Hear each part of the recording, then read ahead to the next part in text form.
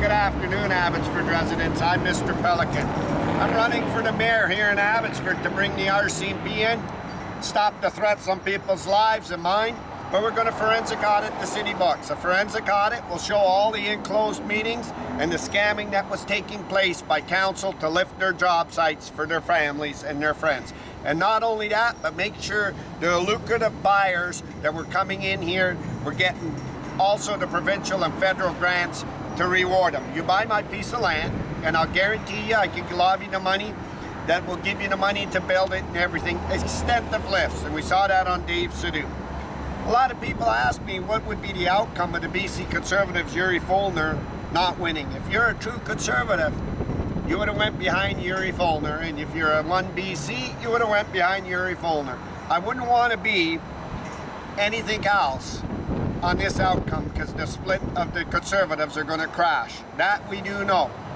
If Caroline Elliott gets that leadership because Kevin Falcon and her cheating, there won't be no BC Conservative Party at all. That I guarantee you. Many people are going to go into 1BC. We have to respect what Dallas Brody asked. We got to get rid of the NDP. We got to work very hard, but we got to make sure their MLAs and their cabinet ministers do not see to move over to other parties. This is how this stuff has been taking place, and we got to wipe them all out. Today, I'm in front of Mark Warkentin's office, a land lawyer, an LLP, a land lawyer. Mark Warkentin ran for city council, and I want to explain something to you. When he ran for city council, his partnership with Abbotsford First, it's a partnership, he was in England. He allowed Sandy Blue and Kelly Shahal to post the signs on Ron Funk Diverse's property illegally on a developer and up on Cooper's Farm where everybody else was not allowed because now you owe the developer for special decisions. But also, Sandy Blue, Patty Ross and Kelly Shahal, they were speaking for him on his behalf of his partners. So when you own a company, you can get up and speak on that behalf of that company or for the owner because you're directly an employee for it. So Mark Warkentin, he either must have given him power of attorney, but he didn't. They were in that company so they could speak for him, which was wrong to all the other candidates, and Mark Warkentin should have excused himself from running. What are I doing here? The city councils with Ross Siemens are asking you for another term. I don't believe any of them should have another term. They all should be gone, even Les Barkman. Les Barkman stood by while this took place and figured that we're going to blame them for the cheating. He's a city council. He knew when Henry Brown's son was in front of him, that was wrong. He knew our homes, and he didn't pay attention to it. He knew what Mark Warkentin was doing. But the biggest thing was Dave Sadu's lift to his dad's on Tracy Road. That's wrong. When you run for an election or you run for prime minister or president, you have to turn over all your company and your assets and step away from it. You must step away from it. It's got to go into somebody else has got to look after it, manage it. And you can't be bringing nothing back to your business. Ross Siemens is partners and owns the gas station, the Hub, with his dad, and he's the mayor.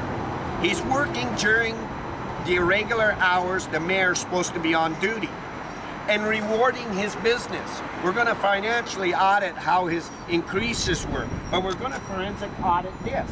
How many job sites did Mark Warkentin, that sat on the city council to pass decisions, did this law firm was doing the title work? Did he do it on Dave Sadu's? Did he do on how many on Ron Funk's? This is what you get rewarded over everybody else. And we're going to open that. And we're going to open this stuff like Patricia Dreesen owning Perfect Sense and working for Archway Community Services, and she's the director.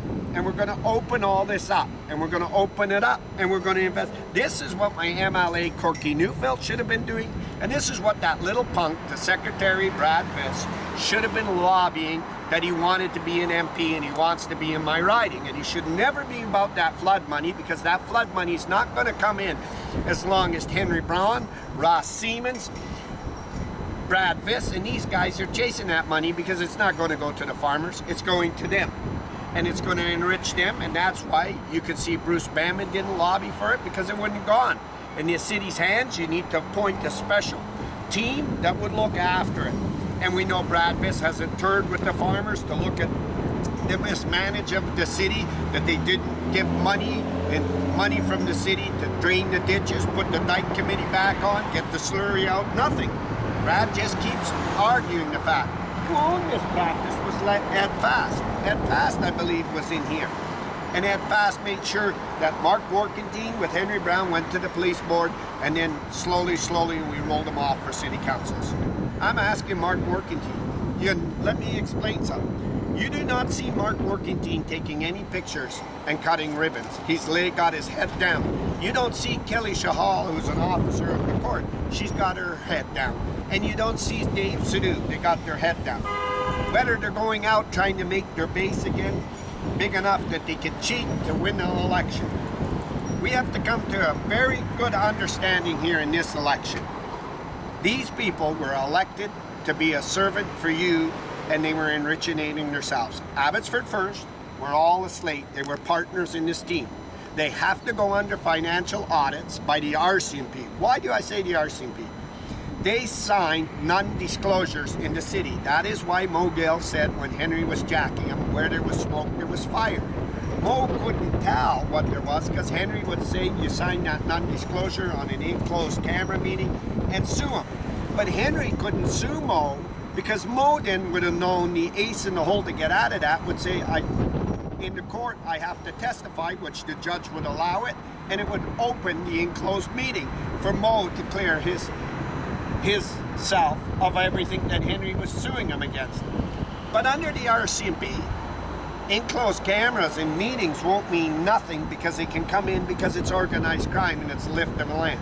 So these councillors went in, they saw Henry Brown did it with Darren Braun, and they saw what Henry did, and they awarded Henry them decisions. Henry was jacking him. I showed you how Ross hauled the gas station down to Mission, and Henry made sure Vicky Hopes didn't scandal him and the environmentals didn't clean it up.